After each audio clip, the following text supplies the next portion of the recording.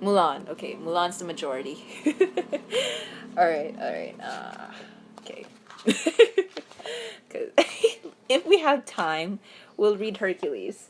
So, so yeah. It's nighttime anyway, and I want to lull you guys to sleep. I'm a babysitter, so it's my job to give you some bedtime stories. So if you have some questions along the way, yes. Hi, see ya cute. We're having bedtime stories. So, all right, is everyone ready? You're just in time, Wolfie Wolf. I'm gonna share a story, a good night bedtime story for all of you. All right, is everyone ready? Yeah, that's the whole point. I'm supposed to make you sleep. Okay, let's go. All right. As much as I want to show the pictures. Okay. Many, many years ago, in the land called China, there lived a young woman named Fa Mulan. Mulan tried to be like all the other girls and bring honor to her family, but she was not always delicate or graceful. When Mulan went to see the matchmaker, she accidentally poured tea all over the woman who was to find her a husband, and the woman said, "You will never bring your family honor." Yeah. The matchmaker snapped. So this is Mulan and the angry matchmaker. Alright. So this is kind of long. Mulan returned home. She loved her parents very much. She could not bear to disappoint them. But her father only smiled. "What beautiful blossoms we have this year," he sighed, gesturing toward a tree. "But look, one is late." He gently replaced Mulan's comb in her hair, and he said, "I'll bet when it blooms, it will be the most beautiful of all." And then, all of a sudden, suddenly, the sound of hooves pounded through the streets. The Huns have invaded China, and the emperor's aide shouted, "By order of the emperor, one man from every family must serve the imperial army." And when he called the Fa family, Mulan's father stepped forward. "No, father," Mulan cried. Her father was no longer young and had already bravely served the emperor in an earlier war. That night, Mulan sneaked into her parents' room. She took her father's notice to report to the army. In its place, she left the beautiful comb she had worn in her hair. Then she hurried from the room. When her father's sword, Mulan, with her father's sword, Mulan cut her long dark hair. Then she slipped into her father's armor. Okay, that's a good picture. She would pretend to be a young man and fight in her father's place. Mulan knew the danger. It was against the Chinese law for a woman to be a soldier. What if anyone find out? Sorry, no singing. I have to read this. But Mulan loved her father too much to let him go to war. I'm checking in, you guys. Yeah, I'm reading a bedtime story for live. Let's keep this live session wholesome. In the family temple, the spirits of the Fa family ancestors awakened. "That Mulan," one groaned. "What a troublemaker. If they discovered she is a girl, she will bring shame to the family." The first ancestor addressed the tiny dragon Mushu. "We must send the most powerful guardian of all to bring her home," he ordered. Okay, I'll go," Mushu said proudly. The ancestors laughed. "You are not worthy," the first ancestor said with a sneer. "Awaken the stone dragon." "Mushu's right here. Everyone wants to see Mushu?" There he is. And this is Mushu again. Mushu, the great stone dragon statue, stood outside in the garden. One Mushu tried to wake up the mighty guardian by banging his ear. The great stone dragon crumbled into a pile of rocks. Mushu knew he was in big trouble. Quickly, he decided to find Mulan on his own. He would do more than just bring her home. He decided he'd make her a hero. He wanted to regain his position as guardian in the Fa family temple. Anyhow, maybe this would help him do it. Okay, so, alright. Oh, look here. We finally have Li Shang in the picture. Mushu caught up with Mulan. He let a cute little cricket named Cricky come, too. Crickets were known to bring good luck, and Mulan certainly needed that. And then this is it, Mushu whispered to Mulan as they neared the soldiers' camp. Show him your man's walk. Mulan did her best to act like a man. But when her new captain Li Shang asked her name, she was stumped. My name? It's a boy's name. Yes, I've seen the live action. It's a Ping. It's Ping, she replied.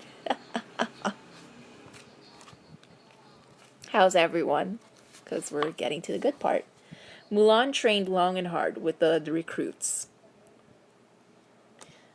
The most challenging task of all was to retrieve an arrow from the top of a tall pole. Not a single recruit was able to do it. But Mulan figured out how to use strength and discipline to accomplish the task. So, we're getting to the good part now. Look, children, a bad guy.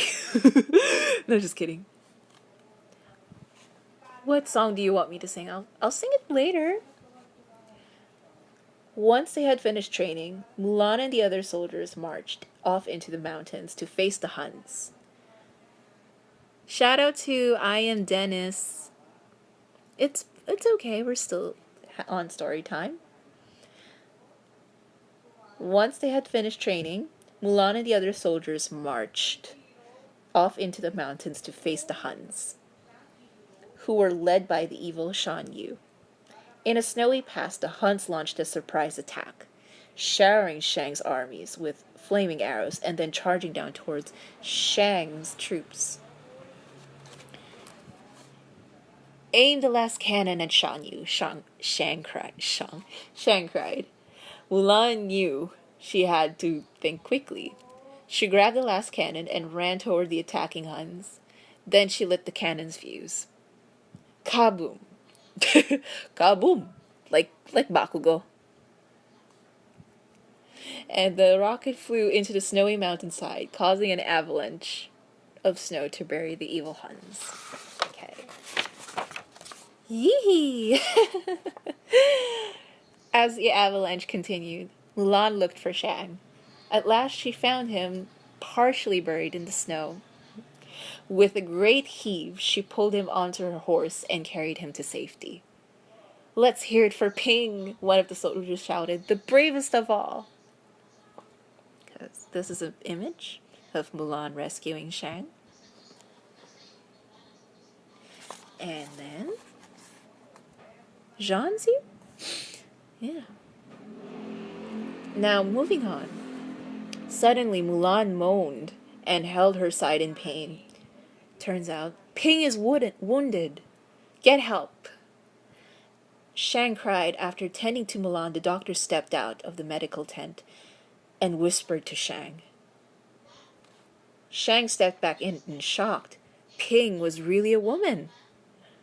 Under Chinese law, the penalty for such a grave lie was death. Okay. Will they kill Mulan then? Shang was hurt and angry at Mulan's deceit, but she had saved his life, so in return he spared hers. Jean? What do you mean, dear? Then he and his armies rode off for the imperial city, leaving Mulan behind.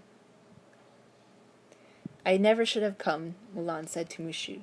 Sadly, she gathered her belongings and prepared to head home. Where's John? John? I don't understand. I don't see a John in this book. But yeah. Oh, the horse. Okay. You're so mean. Hello, Kaxi. I'm reading a story. If Shang liked pink even before knowing she was a she, does that mean he's bi? That's a good question. Maybe. Suddenly, Mulan saw that a handful of Huns had survived the battle, including the evil Shan Yu. They were heading for the imperial city, where the emperor lived. Mulan knew that she had to do something. So, okay. Mulan raced to the imperial city, where she found Shang and his soldiers. "The Huns are alive," she cried. "They're here. Why should I believe you?" Shang replied coldly as he rode past her. Frantically, Mulan tried to warn the others in the crowd, but no one listened. No one wanted to listen to Mulan. All too soon, Mulan's warning came true. Shan Yu captured the emperor and held him prisoner in the palace. Shang and his soldiers couldn't get inside, but Mulan had an idea. She dressed 3 of the soldiers as women, complete with wigs, makeup, paper, and paper fans. The Huns were watching for soldiers, so no one paid much attention when these young ladies appeared in the hallway. So here's a good image of their disguises.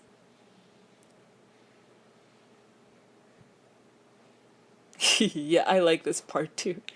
It's like, whew, their disguises. Alright. As Shang, I keep saying this name wrong, I'm sorry. As Shang fought with Shan Yu, Mulan and her friends used a line of banners to help the emperor escape. Shan Yu knocked Shang unconscious. Then furious, he began chasing Mulan. As she ran, Mulan glanced out a window and spotted the tower where all the emperor's fireworks were stored. With one look from Mulan, Mushu figured out how he could help. So this is them. I already did my Promise Neverland videos, so. Mulan led Shan Yu on a wild chase throughout the palace and onto the roof, where she bravely faced him, just when Mushu arrived with a rocket on his back. Cricky lit the fuse, and Mushu jumped off as this rocket scooped up Shan Yu and carried him straight to the fireworks tower. Kaboom! The rocket hit the tower, and the thundering explosion ripped through the night sky. Yes. So this was the end of Shan Yu. Through a firework. Okay, we're moving closer to the end. As smoke from the explosion drifted away, the emperor appeared. To Mulan's surprise, he bowed to her, which is rare.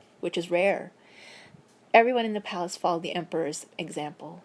"You have saved us all," the emperor said. Then he gave Mulan 2 gifts, Shan Yu's sword and a pendant bearing the emperor's royal crest. Finally, he asked her to become a member of his council. But Mulan declined the offer. It was time to return to her family, so she has to go home. So she's now home. When Mulan arrived home, she presented the emperor's gift to her father. Fa Zhao accepted them with pride, but quickly set them aside and gathered Mulan in his arms. "The greatest gift and honor," he said with a smile, "is having you for a daughter." Mulan's heart was filled with love for her family. That because it meant being his daughter was more than enough. She didn't have to do anything else. That's what you call unconditional love, kids. So, we're down to the last page. Moments later, Shang arrived. He had come to find Mulan. Oh, this is the juicy part. And Mulan asked, "Would you like to stay for dinner?" Shang smiled back and nodded. Shang agreed. Mulan asked him out. He said, Yeah, let's have dinner. At the same time, over in the ancestral temple, the first ancestor was giving Mushu an approving look. Oh, all right, he said. You can be a guardian again. Yippee! Mushu shouted. How lucky he and the Creaky were to know as someone as wonderful as Mulan. The end. And that's the story of Mulan. So yeah, what did you think, kids? I mean, we all know the story. We all know the story. So it's 10:51. I'm ending the live at 11:30. So